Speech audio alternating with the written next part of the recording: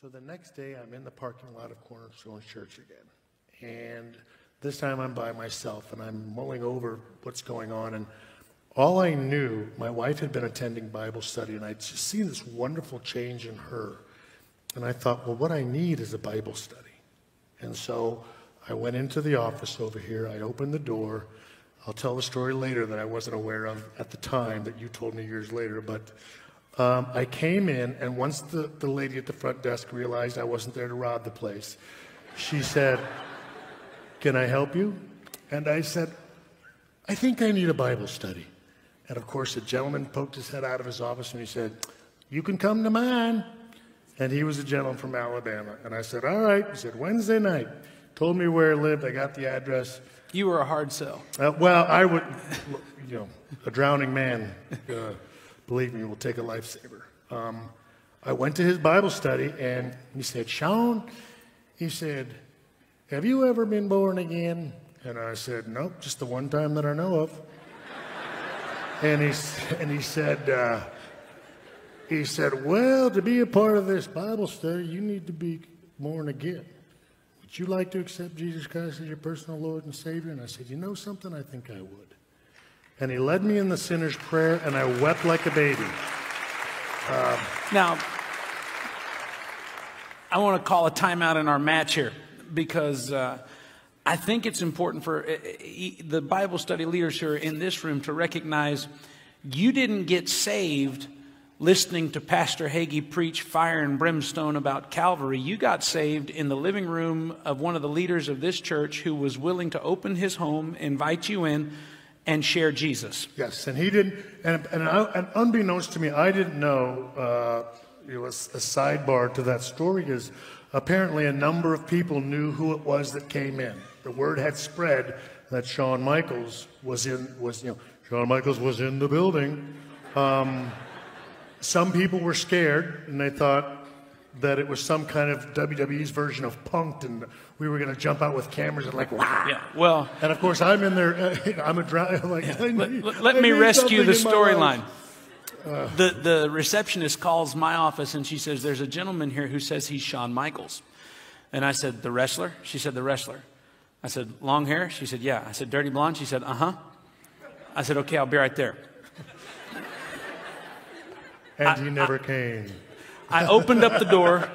I saw him. I shut the door. I called her back. I said, "What does he say he wants?" And she said, "He wants a..."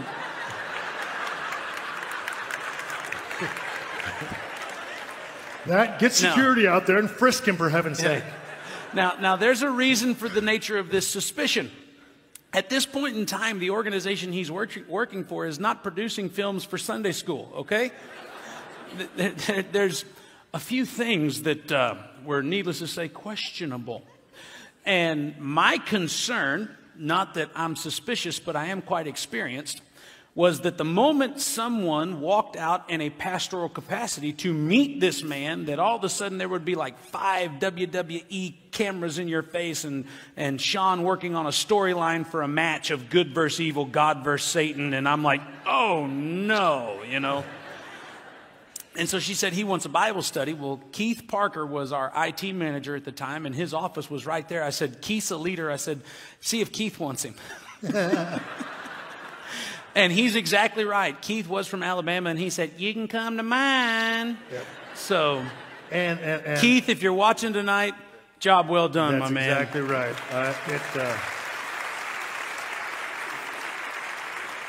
Well, and again, but what he and his wife did for me, and the way they nurtured me. I mean, I apologize if it's a ringing endorsement, but this entire church, the nurturing and the helping and just everything.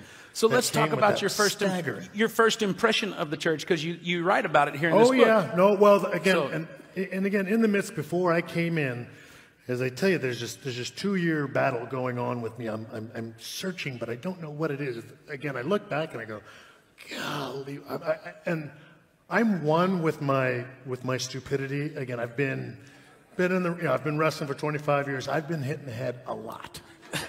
So I'm okay with the fact that there's some things that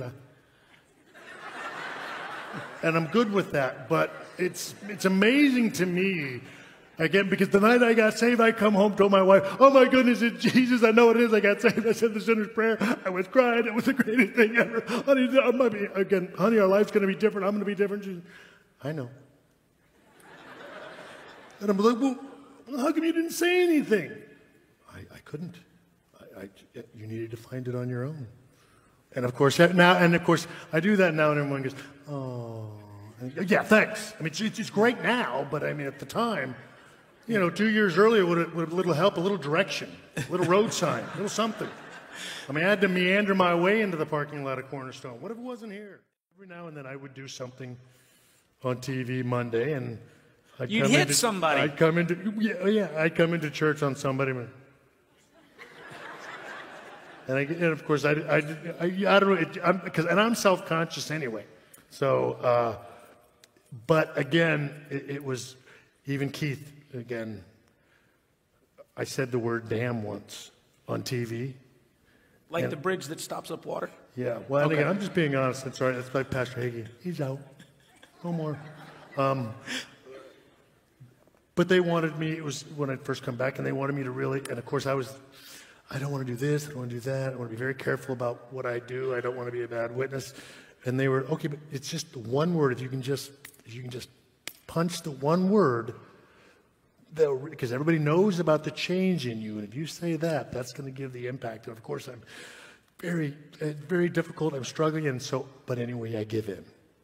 I give in, and I say the word damn on Monday night. And of course, and when I went back to work, but I did not. I went to cell group every Wednesday. I came to church every Sunday. I did not miss my stuff.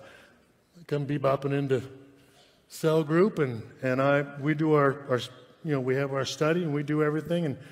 And Keith says, "Can I walk you out to the car?" I said, "Sure." Man. I'm walking outside, and he said, "Shawn, can I talk to you for a second?" And I said, "Sure." And he said, I just want you to know that the devil's a liar. And I said, I know. I mean, I know. And he said, all right, brother, just want you to know that I love you, and I want you to understand the devil's a liar. I said, all right, I got it. I said, well, I mean, I understand that. He said, well, if you understand that, I noticed that on Monday night you said the word damn. Some people say it on Monday morning when the alarm clock goes off.